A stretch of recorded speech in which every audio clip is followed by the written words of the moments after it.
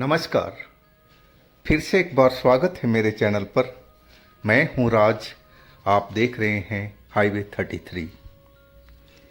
दोस्तों, आज की जो ये घटना है, कहानी है, ये सुनील जी का है। सुनील जी एक ड्राइवर हैं, कार चलाते हैं। सुनील जी उत्तराखंड के रहने वाले हैं। उनकी उम्र तो करीब 25 साल की थी, लेकिन शकल सूरत से वो 25 साल के लगते नहीं थे। उनका उम्र लगता था कि अभी नाबालिग ही हैं। तो चलते हैं इनकी कहानी में। लेकिन दोस्तों, आपने मेरे चैनल को सब्सक्राइब नहीं किया है तो जल्दी से कर लीजिए और साथ में बेल आइकन को दबाना मत भूलिएगा। और हाँ दोस्तों, आपके पास भी कोई इस तरह की अपनी कोई स्टोरी है, कोई घटना है, तो आप मुझे व्हाट्सएप नंबर पर शेयर कर सकते हैं। मेरा नाम सुनील है। मैं ड्राइवर हूँ। मैं कार चला लेता हूँ। मेरी उम्र करीब 25 साल हो चुकी थी। मैं जो अपनी ड्राइवरी का काम अपने मामा के कार पर, टैक्सी थी, उन्हीं पर मैं सीखा था और उन्हीं का मैं जो टैक्सी थी चलाने लगा था।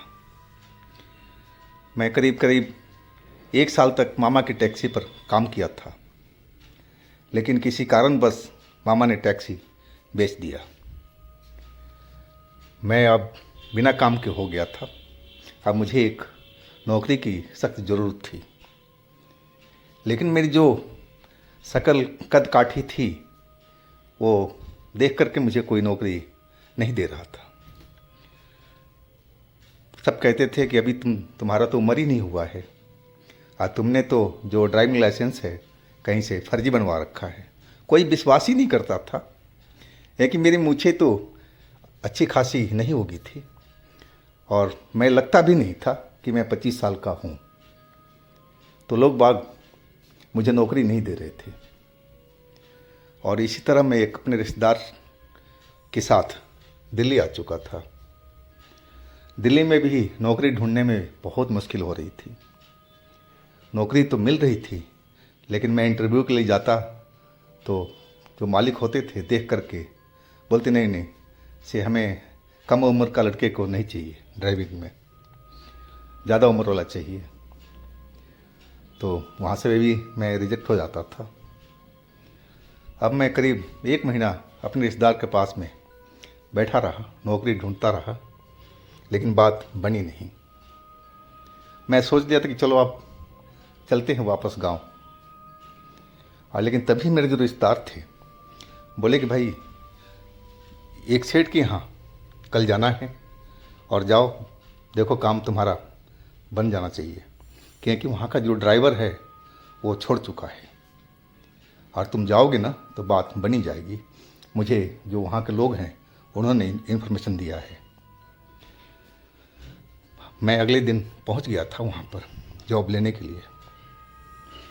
सेठ जी ने हमें देखा, पूरा बातचीत किया।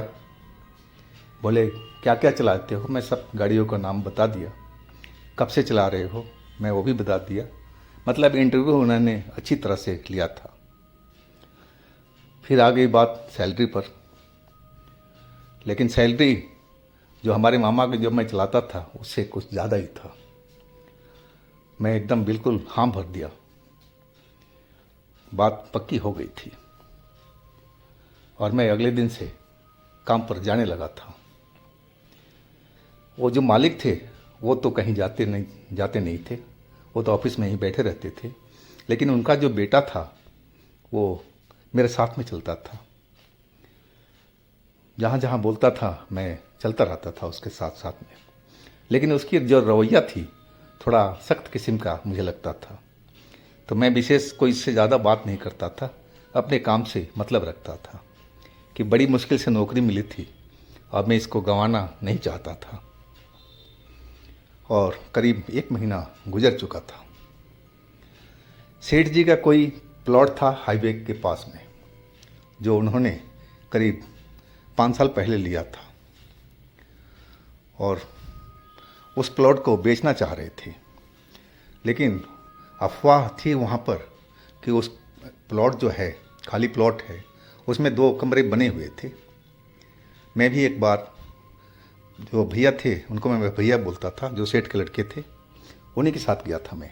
तब मैं देखा था तो 2 कमरे तो बने हुए थे और बाथरूम वगैरह सब कुछ कंप्लीट था। वो कहा जाए तो एक फार्म हाउस जैसा ही उन्होंने बना रखा था। बाउंड्री हर तरह से घिरा हुआ था, गेट भी लगा हुआ था। वो ज़मीन मेरे मालिक अब बेचना चाहते थे, लेकिन अफवाह थी वहाँ की कि वो जो प्लॉट है वो उसमें कोई भूत प्रेत रहता है, और इसी डर से लोग, जो सौदा होता था वो कैंसिल हो जाता था। अब कहाँ तक सच्चाई थी ये हमें तो नहीं मालूम था, लेकिन सुनने में यही आ रहा था। मालिक ने कई तांत्रिकों को वहाँ पर पहले भेजा था और वहाँ पूजा पाठ भी करवाया था कि जो भी वो भूत प्रेत है वहाँ से निकल जाए। और मुझे बाद में पता चला था कि उसी सब काम में जो पहला ड्राइवर था वो नौकरी छोड़ दिया था। यह कि मालिक उसको रात रात भर तांत्रिक के साथ में भेजा करते थे उसी प्लॉट में पूजा करने के लिए, और इसी चक्कर में वो नौकरी छोड़ दिया था। लेकिन मैं सुना ही था, मैं उससे मिला नहीं था, ना कोई बातचीत हुआ था। और एक दिन हमें भी एक तांत्रिक को लेकर के जाना पड़ा उस प्लॉट को दिखाने के लिए। तांत्रिक क्या थे, नॉर्मल कपड़े में थे और बहुत कम बोलते थे वो। मालिक ने बोला कि आप इनको जो प्लॉट है हाईवे वाला, वहाँ पर जाकर के और इनको दिखाओ और इनका मदद भी करना, जो कहेंगे वो करना। मैं बोला ठीक है सेठ जी। भैया नहीं जाएंगे क्या, मैं पूछा। बोला नहीं, वो कहीं बाहर गए हुए हैं। मैं उनको लेकर के चल पड़ा था उस खाली प्लॉट पर। करीब 2 घंटे के आसपास की दूरी थी सेठ के घर से। जब मैं वहाँ पहुँचा तो दोपहर के बाद ही पहुँचा था, और वो जो तांत्रिक थे वो देखने लगे थे ज़मीन को। वो दोनों घर को भी मैं खोल दिया था, चाबी थी हमारे पास में, नहीं कि आप अच्छी तरह से चेक कर लो। लेकिन मुझे नहीं लग पा रहा था कि वहाँ कोई भूत प्रेत रहता है, ऐसा कुछ भी हमें दिखाई नहीं पड़ रहा था, ना कोई डर नाम की चीज़ लग रही थी। अभी तो खैर दोपहर के बाद का वक्त था और वो तांत्रिक अपने काम में लग चुके थे। वो जगह जगह बैठ जाते और कुछ ध्यान लगाते, फिर दूसरी जगह जाके बैठ जाते। इस तरह करते करते उन्होंने, सूरज डूबने लगा था, और तब जाकर के वो उठ करके खड़े हुए और बोले भाई चलो चलते हैं अब सेठ जी के पास में। मैंने ऐसे ही पूछ लिया क्या भूत भगा दिया आपने? तो वो हंसते हुए बोले कि इतना आसान समझ रखा है क्या भाई, ऐसे थोड़ी भाग जाएगा, उसके लिए पूजा वूजा किया जाता है, बहुत टाइम लगता है इसमें, यानी कि फिर आना पड़ेगा। बोलते हाँ अभी तो हम घर चलते हैं सेठ जी के, और किसी दिन जब अंधेरी रात होगी अमावस की, उस रात को हम पूजा का विधान रखेंगे यहाँ पर, और मेरे साथ में एक और लोग आएंगे। वो इस बार मेरे से काफ़ी खुलकर बोल रहे थे, लेकिन आते टाइम में बिल्कुल मौन थे, सीरियस थे और खुश लग रहे थे। हम सेठ जी के पास में पहुंच गए थे। वो जाके तांत्रिक सेठ जी से मिले, बातचीत उन्होंने जो करना था किया था, और उसके बाद सेठ जी ने मेरे को अकेले में बुलाया था। वो पूछने लगे कि तुम तांत्रिक के साथ में थे, वहाँ पर क्या क्या उन्होंने किया।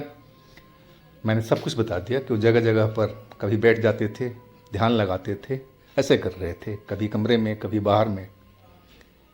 वो शायद जानकारी मेरे से इकट्ठा करना चाह रहे थे कि तांत्रिक ये सही है कि नहीं है, लेकिन जो था मैंने वो सब कुछ सेठ जी को बता दिया था।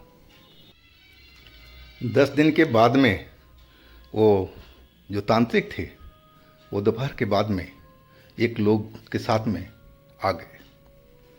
मैं तो ऑफिस के बाहर ही था, गाड़ी के पास में। मैं देखते ही उनको नमस्ते किया, यानी कि सर आ गए क्या आप, आज ही जाना है क्या? बोलते हाँ, आज हम लोग रात में चलेंगे वहाँ पर, तुम तैयार रहना। और फिर वो अंदर चले गए थे सेठ जी के कमरे में, और जो लोग दूसरा लोग थे वो वेटिंग रूम के पास में बैठ गए थे। मैं समझ गया कि आज हमारी जो रात है बिल्कुल काली होनी है। और थोड़ी देर के बाद में सेठ जी का बुलावा आ गया था। मैं समझ गया था कि सेठ जी यही सब बोलने वाले हैं कि तुम इन तांत्रिक के साथ में प्लॉट पर चले जाना। और वही हुआ, सेठ जी ने वही बोला कि देखो बेटे, तुम चले जाना तांत्रिक जी के साथ में, और जहाँ तक इनके साथ में मदद करना। रात को हम लोग निश्चित टाइम से सेठ जी के घर से निकल लिए थे, और हम रात को टाइम में अब पहुंच गए थे उस खाली प्लॉट में। चाबी मेरे पास ही था। मैं गेट खोल करके और गाड़ी अंदर ही ले लिया था। और जब मैं वहाँ का लाइट जलाना शुरू किया तो पावर था ही नहीं, बिजली थी ही नहीं। लेकिन वो उन लोगों के पास में सब कुछ व्यवस्था था, जो तांत्रिक थे दोनों, उनके पास टॉर्च भी थी। तो टॉर्च से अपना वो काम चला रहे थे, और अपना वो पूजा का जहाँ आसन बनाया जाना था वहाँ पर वो आसन अपना बनाने लगे थे पूजा करने के लिए। और इस काम में करीब करीब 1 घंटा के आसपास टाइम लगा था। रात तो अंधेरी थी, अब बिल्कुल सुन सपाटा हुआ पड़ा था हर तरफ में। बस जो हाईवे बगल में थी वहाँ से इक्की दुक्की गाड़ियाँ निकल जाती तो उसका शोर सुनाई पड़ता, और जैसे ही गाड़ी चली जाती फिर बिल्कुल सन्नाटा सा पसर जाता था। और खेतों में गिद्धड़ों की रोने की आवाज़ शुरू हो चुकी थी।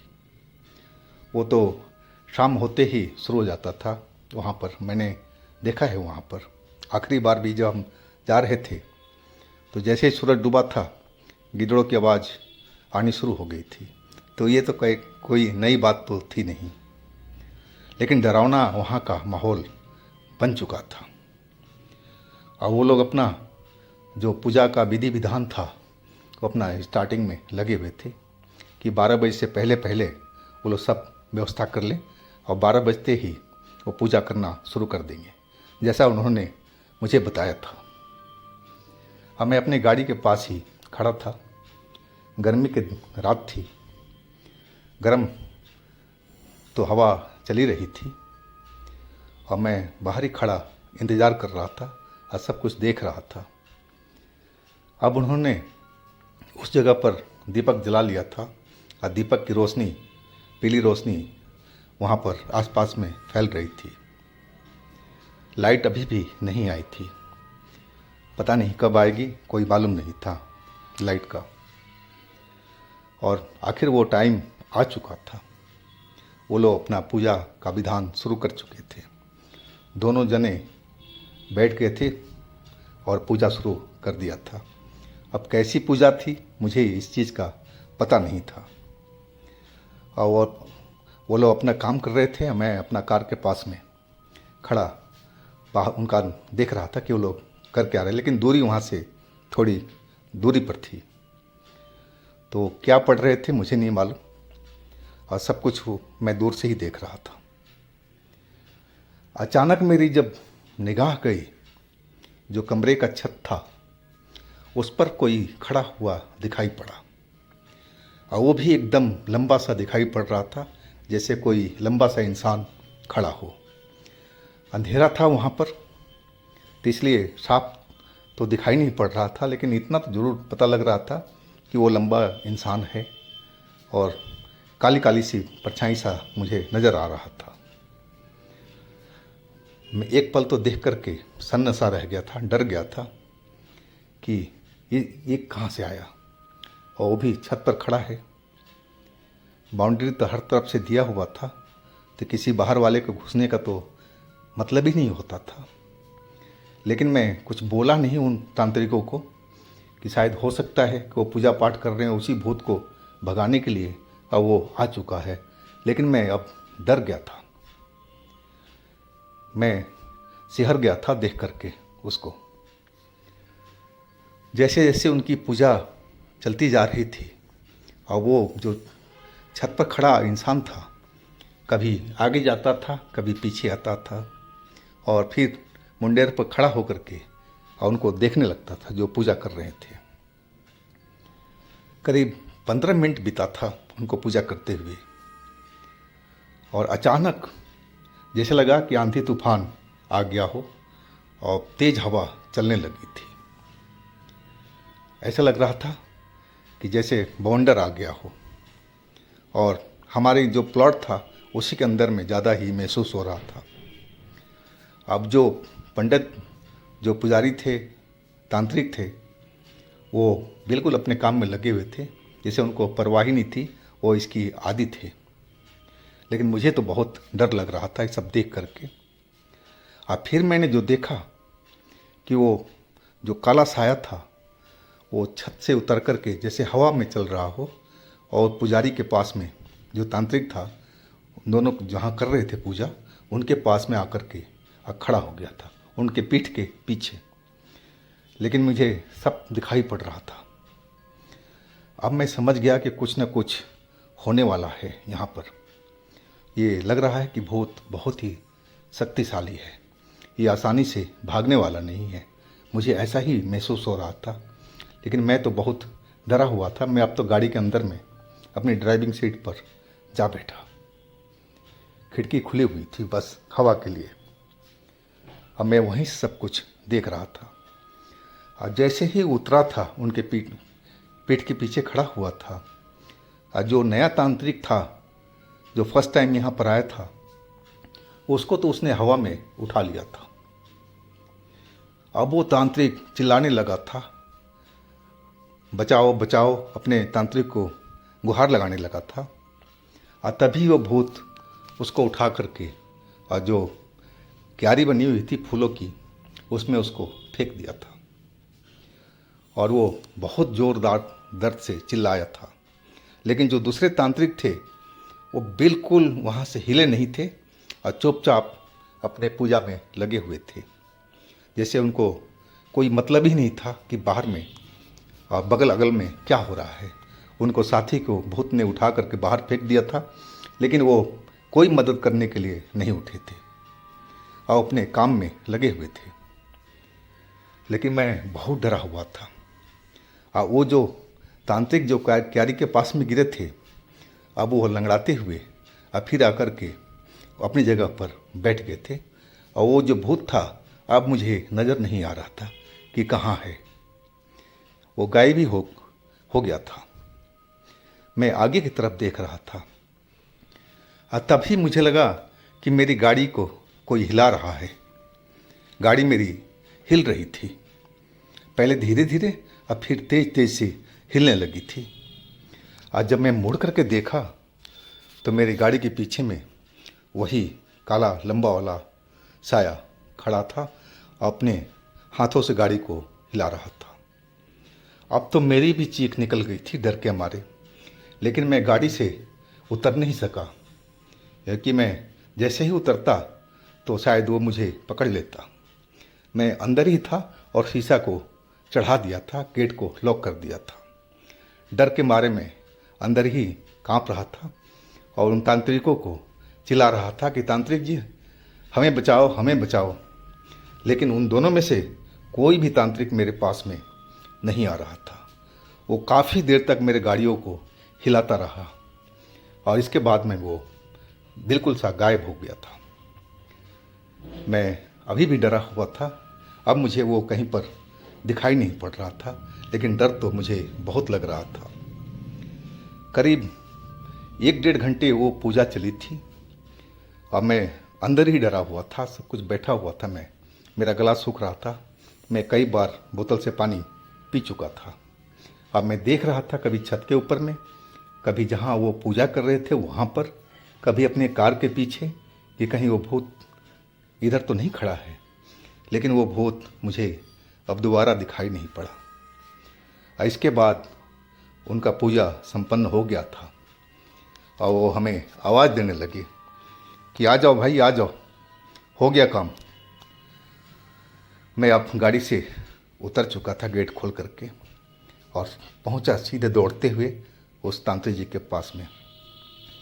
मैंने बोला, बाबा आपने तो मेरी कोई मदद ही नहीं की, वो तो भूत मेरे गाड़ी को इतना ज़ोर ज़ोर से हिला रहा था, अगर मैं कूद के निकलता गाड़ी से तो वो तो मुझे मार ही डालता। वो तांत्रिक बोले कि तुमने अच्छा किया कि गाड़ी से नहीं निकले, नहीं तो तुझे भी उठा करके वो फेंक देता जैसे इनको फेंका था। अब मैं उनकी बात से बिल्कुल डर गया था और फिर वो बोले कोई घबराने की बात नहीं है, सब कुछ सही हो चुका है, भूत को हम इस जगह से भगा दिए हैं, अब दोबारा इस जगह पर भूत कभी भी नहीं आएगा। अब चलो हम लोग चलते हैं सेठ जी के यहाँ पर। हम तो बस जल्दी से जल्दी उस घर से, उस जगह से निकलना चाह रहे थे और देरी नहीं किया। सारा सामान उन्होंने पैक कर लिया था और सब सामान रख कर के हम चल पड़े थे सेठ जी के पास में। इस घटना के तो लगभग 17 साल हो चुके हैं, लेकिन आज भी कोई भूत प्रेत की चर्चा होती है तो मैं उस घटना को याद करके डर जाता हूँ, जो मैंने अपनी आँखों से सब कुछ देखा था। हमारे गांव में भी मैंने देखा था कि लोगों पर कभी भूत का साया आ जाता था तो जो ओझा गुनी होते थे उनके ऊपर से झाड़ फूंक करके भूत उतार देते थे। लेकिन मैं इतना नज़दीकी से और इतना पास से किसी भूत को फर्स्ट टाइम देखा था। तो दोस्तों, ये थी सुनील जी की कहानी। अगर आपके पास भी अपनी कोई आप बीती है, कोई घटना है, तो मेरे व्हाट्सएप नंबर पर ज़रूर शेयर कीजिएगा और मेरे दूसरे चैनल पर भी विजिट कीजिएगा, उनमें भी अच्छी सी कहानियाँ डली हुई है और आपको बेहद पसंद आएगी। लिंक मैं नीचे डिस्क्रिप्शन बॉक्स में दे रखा हूँ। और दोस्तों, मेरे इस चैनल को सब्सक्राइब कीजिएगा, लाइक कीजिएगा, शेयर कीजिएगा। फिर हम मिलते हैं अगले दिन एक नई कहानी, एक नई घटना में। आप लोग अपना बहुत ही ध्यान रखिएगा। नमस्कार।